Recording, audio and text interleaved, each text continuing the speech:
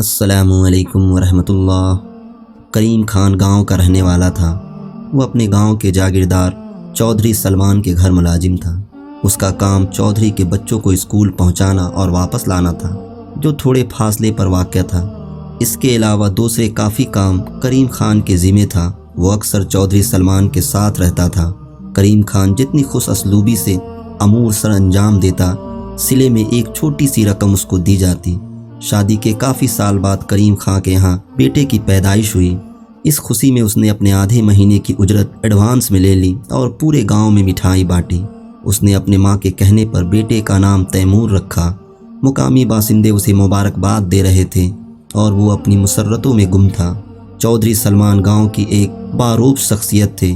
نور پور اور اس کے آس پاس کے علاقوں میں ان کا ڈنکا بجتا تھا۔ اثر و رسوخ کے باعث وہ ہر دفعہ الیکشن میں جعلی ووٹوں کے ذریعہ کامیاب ہو جاتے۔ گاؤں کے لوگ سیدھے سادھے تھے، وہ ان کی چالاکی کو نہ سمجھ سکے اور چودھری سلمان ان پر جبری حکمرانی کرتے رہے۔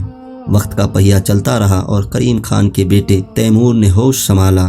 اس کی فطرت میں تعلیم حاصل کرنے کا شوق پیدا ہو گیا۔ کریم خان چودھری کے بچوں کو لے کر اسکول کی طرف جاتا تو تیمور انہیں کھیتوں سے دیکھ رہا ہوتا۔ ان کو اسکول جاتا دیکھ کر اس کے دل میں علم حاصل کرنے کی جستجو اور بڑھ گئی۔ جب وہ ذرا بڑا ہوا تو اس نے اپنی تمنا کا اظہار اپنے والد سے کیا۔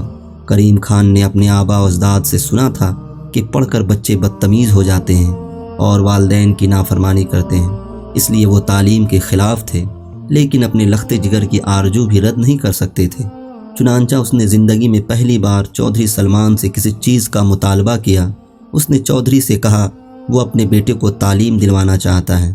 چودھری سلمان سراسر خود غرض تھے اور اپنا الو سیدھا کرنا چاہتے تھے کہ صرف ان کی اولاد پڑھی لکھی کہلائے اور باقی کسان و کاشتکار کے بچے گنوار رہ کر ان کی نوکری کرتے رہیں۔ وہ اس سے یوں گویا ہوئے، دیکھو کریم خان، تمہارا صرف ایک بیٹا ہے اور تم گھر کے واحد کفیل ہو۔ میری مانو تو تیمور کو کسی کام پر لگا دو تاکہ وہ کوئی ہنر سیکھے اور تمہیں کچھ آسرا ملے۔ کریم خان نے سوچا، چودھری ٹھیک ہی کہتے ہیں، پڑھ لکھ کر کون سا افسر بن جانا ہے، بہتر ہے کہ اسے کام پر لگا دوں۔ انہوں نے تیمور پر حتمی انداز میں انکشاف کیا کہ وہ اسے اسکول میں داخل نہیں کروانا چاہتے، بلکہ کسی کام دھندے پر لگوانا چاہتے ہیں۔ تیمور نے سرسری نگاہ اٹھا کر اپنے والد کو دیکھا اور پھر ان کا فیصلہ قبول کر لیا۔ کریم خان نے صلاح مشورے کے بعد تیمور کو گاؤں کے کباڑ خانے میں مزدوری کرنے بھیج دیا۔ شروع میں اسے کافی الجھن ہوئی، تاہم رفتہ رفتہ اس نے سمجھوتا کر لیا۔ ایک دن کباڑ خانے میں چھوٹی سی بچی چند کتابیں اور رسالے فروخت کرنے آئی۔ شام کو تیمور ضروری کام سے فارغ ہوا تو یہ رسالے اور کتابیں گھر لے آیا اور پڑھنے لگا۔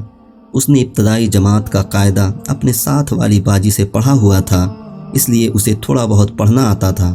آغاز میں اسے دقت ہوئی، تاہم اسے اردو بالکل درست پڑھنی آ گئی۔ اب وہ روانی سے اردو زبان بول اور پڑھ لیتا تھا۔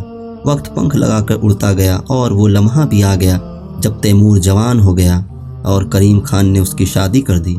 تیمور کی بیوی پرائمری تک پڑھی تھی، لہٰذا وہ تعلیم کے معاملے میں تیمور کی ہم خیال نکلی۔ دونوں کا ارادہ تھا کہ وہ اپنے بچوں کو ضرور اعلیٰ تعلیم دلوائیں گے۔ پروردگار نے ان کی مراد پوری کر دی اور وہ ایک چاند سے بیٹے کے والدین بن گئے۔ ادھر کریم خان کے بالوں میں چاندی واضح ہو گئی تھی۔ تیمور اور اس کی بیوی اپنے ارادے میں اٹل تھے۔ جب ان کا بیٹا اویس 6 سال کا ہوا تو انہوں نے اسے اسکول میں داخلہ کرا دیا۔ قدرت نے اویس کو ذہانت سے نواز رکھا تھا، وہ تعلیمی مراحل طے کرتا رہا اور 16 جماعتیں پاس کر لیں۔ اب قدرت نے تیمور کی محنت کا پھل دینا تھا۔ چودھری سلمان کے بچے ملک سے باہر جا کر بگڑ گئے اور بری لت میں پڑ گئے۔ چودھری سلمان غریبوں کا خون چوستے موت کی آغوش میں چلے گئے اور اویس اپنی قابلیت کے بل بوتے گاؤں کا جاگیردار بن گیا۔ کریم خان تیمور کے سامنے سر جھکائے بیٹھے تھے، جنہوں نے اس کی زندگی بے مقصد کر دی تھی۔ وہ اپنے من میں تیمور سے لا علمی پر معافی کے طلبگار تھے۔ تیمور ان کے پاس گیا اور پر اعتماد لہجے میں کہنے لگا، دیکھا ابا جان، علم کا کرشمہ، علم انسان کو گستاخ نہیں بناتا بلکہ احترام و عزت کا مقام دلاتا ہے۔ یہ ہم پر منحصر ہے کہ اسے کس انداز سے استعمال کرتے ہیں۔